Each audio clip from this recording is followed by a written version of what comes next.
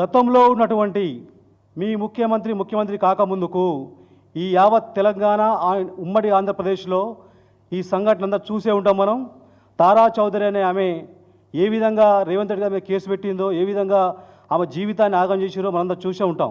ఇనరా car party leader ఏమంటుండో ఇంకా మస్తుగానే అన్నాడు మొత్తం ముచ్చటి నుండి. అలాంటి చరిత్ర కలిగినటువంటి ఆ నాయకుడి సమక్షంలో పనిచేసుకుంటూ, తెలంగాణ ద్రోహి అయినటువంటి రేవంత్ రెడ్డి సమక్షంలో పనిచేసుకుంటూ, గజ్జల కాంతం కూడా తెలంగాణ ద్రోహి, ఏనాడు తెలంగాణ ఉద్యమం లేడు. అయ్యా గజ్జల కాంతం సారు తెలంగాణ ద్రోహి కావచ్చు, తెలంగాణను తెచ్చినామని మైకు దొరికితే చాలు సొల్లు ముచ్చట్లు చెప్పి మీ కారు పార్టీ మాజీ మంత్రి కేటీఆర్ సారు మరి సినిమా హీరోయిన్లను చాలా తిప్పలు పెట్టిండు, ఓటర్లకు తీసుకుపోయిండు, పార్కుల షికార్లు చేసిండు, ఆధారాలు కూడా ఉన్నాయని అనబట్టే. మరి మీ దగ్గర కూడా సీఎం రేవంత్ సార్ కూడా ముఖ్యమంత్రి కాకముందు తారా చౌదరిని ఏం తిప్పలు పెట్టిండు, ఆధారాలుంటే ఇద్దరు కలిసిపోయి పోలీస్ స్టేషన్లో ఫిర్యాదు చేయండి, లేకుంటే కోర్టులో కేసు పెట్టుండ్రి, విచారణ చేసి ఎవలది తప్పు ఎవలది ఒప్పు అని కోర్టు తీర్పు చెప్తుంది.